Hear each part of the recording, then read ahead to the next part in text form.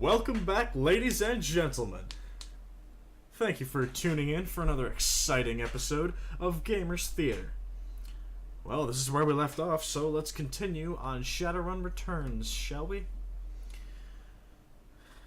How can I help you? Yes, that is her voice now. Do you know Paco? He's a ganger, a member of the Cutters. He's a good kid in a nasty line of work. I warned Coyote against getting too attached to that type. They don't live long. Coyote has a date with Paco at Pike Place Market in the next half hour. If you would go down there, it might bring me peace of mind. I'll call a cab for you. It should be able to get you there in time. Gambati Kudasi. Good luck. Alright, nothing for us here, so let's get out of here. Yeah, I do know that I actually did talk to her, but the game did not. Well, it didn't autosave where I thought it would, so I had to go do a couple of things, and you know, I just started the video from there because I figured, why not? But yeah, you didn't miss nothing. All right, Pike Place Market. Takes you from probably gonna get mugged to you're probably gonna pay too much for your drinks. Okay, at least it's not, you know, you're probably gonna die. That works. What's going on over here? See, now it auto-saved, okay. Patrick. The handsome young man turns away from the crowd and fixes you with his full, completely undivided attention. Sir, you're a beautiful elf, but you could be so much more. That sounds great! Tell me more! I assume that I'm saying it sarcastic. Wonderful! The Universal Brotherhood is a family encompassing all metahuman sexes and sexualities. We strive to be the very best we can, to live more fulfilled, happy, and productive lives, and to support each other in doing so. The first step is to simply come and listen. Tomorrow night, Lynn Telestrian will be speaking about the importance of family in the sixth world.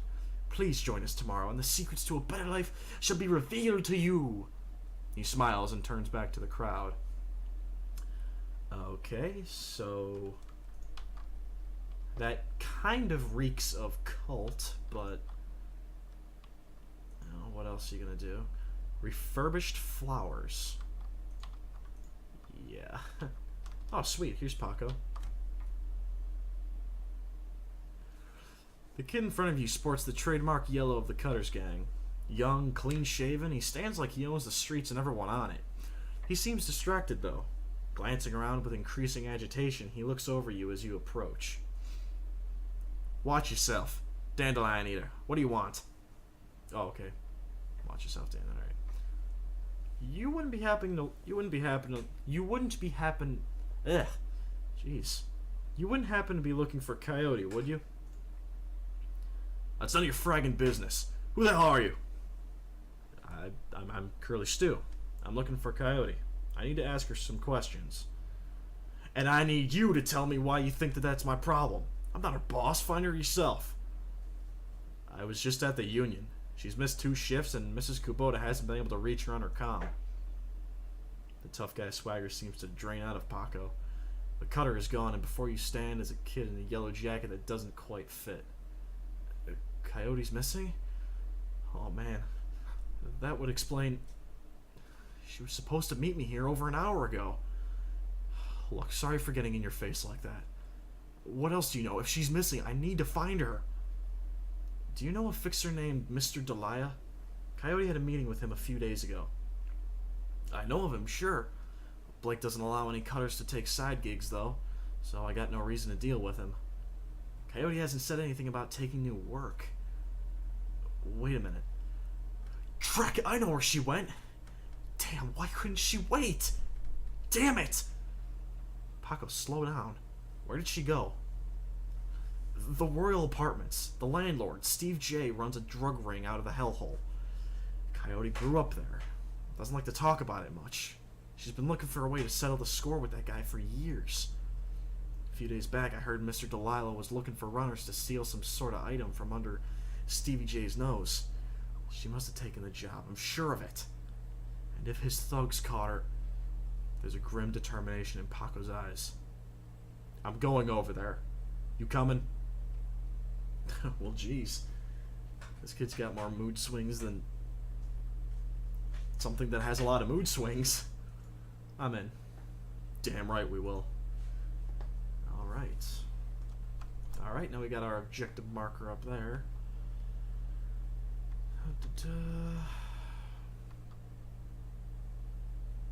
I got a dog on a stick here.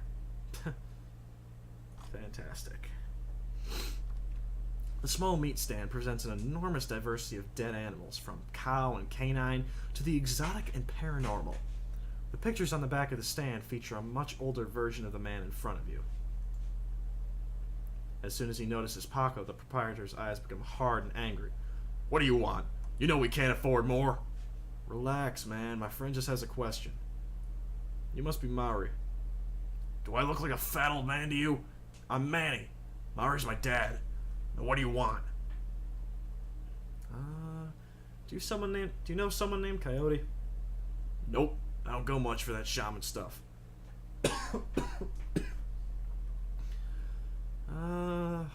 I have this receipt for an order of zebra meat. Still have it for me? I'll look it up. Yeah, got it right here. 2 days past the pickup time. Didn't think anyone was gonna come for it. Here, it's all yours now. Why would anyone want to buy zebra meat for? Some people eat it, but I wouldn't recommend that. Tough as nails. And we mostly sell it to corp security teams who use it to reward their hellhounds. The flamers go crazy for this stuff for some reason. Oh, Drek, that's why Coyote wanted zebra meat. Everyone talks about the pet hellhound Stevie J keeps locked up somewhere in the Royale. And if she never picked it up... Whatever. Anything else? I'll be leaving now. Oh, jeez. I gotta say, I'm really liking the... I mean, it's not really investigative, but, you know, the way that everything kind of just pieces itself together. As your eyes adjust to the flashing lights, you spot the body of a woman, dead, on the pavement behind the police line. Panic spreads across Paco's face. Oh, God. Oh, no, is that Coyote? Oh, this isn't happening. God damn it. Paco, breathe. Now take a closer look. Is that her? Paco steps forward and breathes a huge sigh of relief. No. No, it's not her. Thank God. Look, let's not hang out here too long, alright? Too many Lone Star pigs around. Paco looks over at the victim again. It's too bad. Whatever happened here, I'm not gonna let anything like this happen to Coyote. Yeah, well, sorry, kid. I gotta talk to Mr. Speech Bubble. A tall, emotionless Lone Star officer blocks entry into the crime scene. Behind her, you spot the lively face of the organ grinder's coroner, Dresden. This is an active Lone Star investigation. Please step away from the barrier. What happened here, officer? Homicide. Now move along, please. I'm here to see Coroner Dresden. And who might you be? It's alright, officer. He's with me. Dresden stands up to the barrier with a warm grin. The officer looks at you with poorly concealed skepticism. Okay then, make it quick. Dresden should know a bit more about this. So, what brings you out here? Hot on the trail of the dead man's killer? Conscience, believe it or not. I take it I've stumbled across another Ripper murderer? Yeah, that's what it looks like. As you can see, the Ripper went for the eyes this time. Pretty clean work, I gotta hand it to him. Our Ripper knows what he's doing. Or she, I suppose. What do you know about the victim? Well, not much. Dresden scratches his head absent-mindedly. Probably breaking some sort of sanitation protocol. She's been dead for about 3 hours now. Her name was Lucy Warden. Worked at the Stuffer Shack just around the corner. Looks like she was just leaving work when it happened.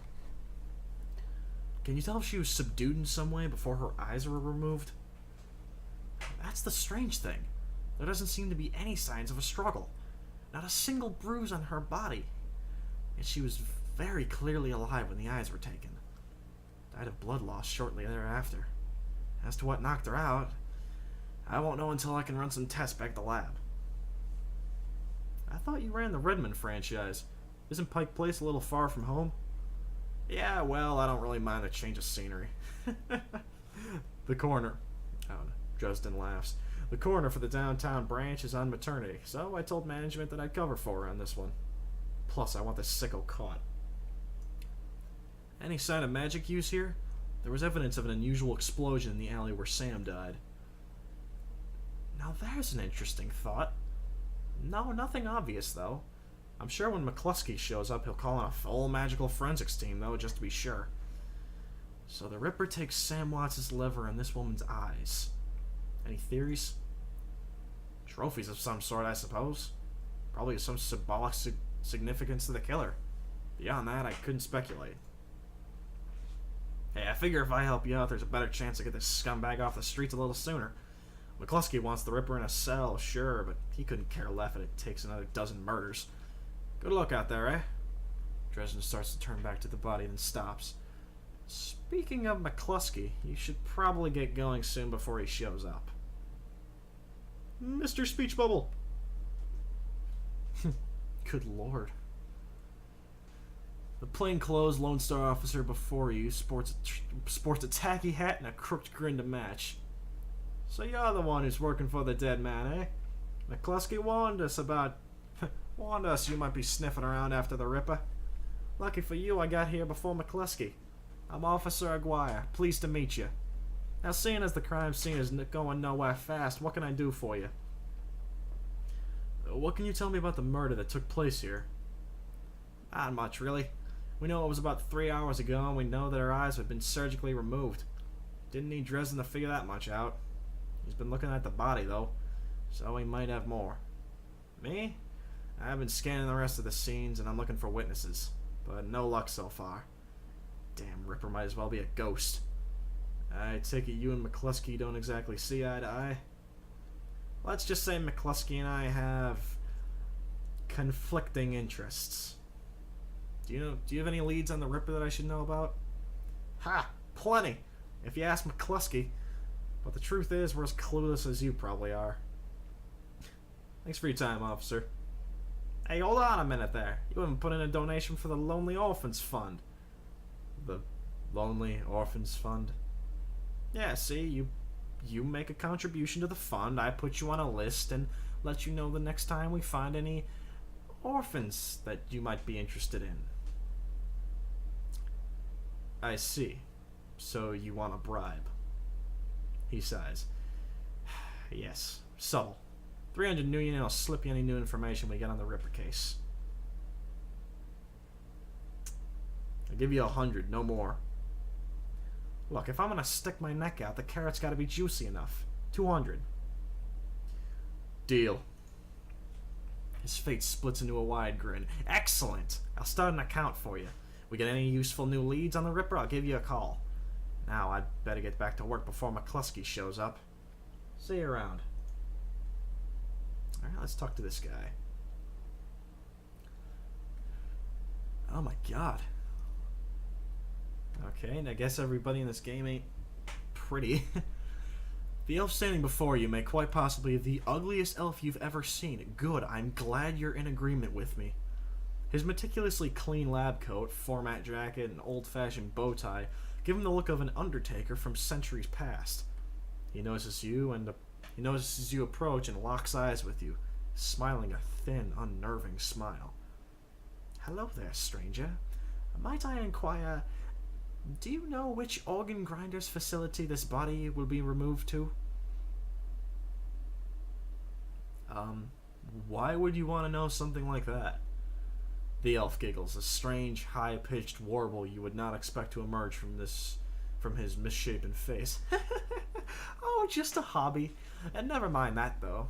A good evening to you and your friend the coroner. Okay. Creep. Dresden looks up and a grin spreads across his face. And need something else? Any fascinating new leads? Did you notice a particularly ugly elf standing over there in the crowd earlier? Huh? Where? Dresden scans the spectators surrounding the crime scene. Well, he's gone now, but he was asking about the body, wondering which organ grinder's facility it'd be taken to. Interesting. Well, there's those who might be interested in purchasing some of her parts, sure, but that's pretty poor form to inquire the site of a murder. An ugly elf, eh? I'll keep an eye out. Shouldn't be hard to spot if he comes back around. Sergeant Aguirre over there seems pretty friendly. Can I trust him? He chuckles. Yeah, that sounds about right. Any opportunity to get in McCluskey's way, he'll take it. A bit sleazy, sure, but I'd take Aguirre over McCluskey any day of the week. Thanks, Dresden. Anytime. Alright, that seems like we got enough to go on. Ugh, alright. I don't think we can hop that fence, so we're probably gonna have to go around this way. No, I don't want to buy any BTL or anything that you're talking about.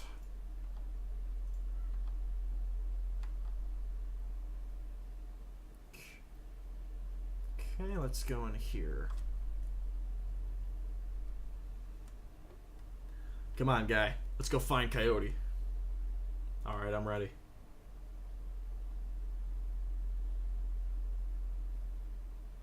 Come on. Okay, so this is where Coyote is supposedly being held, or where she's been killed. Either way, we should find the next lead to her. The Royale Apartments. What a hole. Can't imagine what it was like for Coyote growing up here. Paco trails off. We're here to take care of business. Let's get to it. If Coyote's here, we have to hurry. She's good, but... well... these BTL guys pay to stay well informed. They may have known she was coming.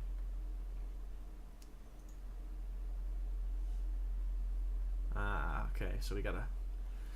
The woman scratches herself like a cat at a couch leg. Please, can you spare some Nguyen? My cred stick's a little tight, a little light too, lady. What can you do for me in exchange? I've got nothing left to give you, guy. It all goes to BTLs. Everything. Please, just a few Nguyen. Maybe I can cred you for some information. Have you seen a woman come through here today? Armed and looking for trouble? Yes. No. Hell, what do you want me to say? I'll tell you everything. And anything and everything. Please. She drops to her knees, pleading.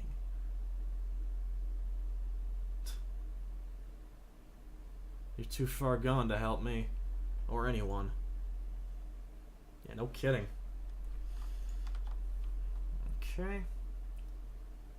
See, now I wonder if, like, if normal dialogue is affected when you're just talking to characters, not just like dialogue options, because that would be pretty cool. Let's talk to this guy. Like a lazy pigeon, he watches you approach. You're not from around here, are you? I don't want any trouble. Easy, Gramps. I'm just looking for information, then I'm gone. Bad day to come around here unexpected.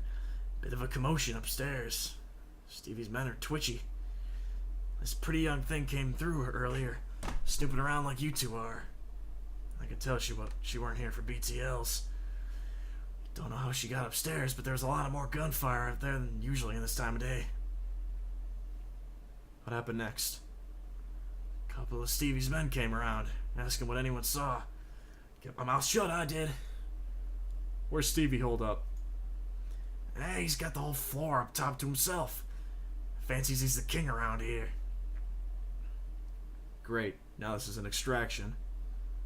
Hey, old man, you know how to get upstairs?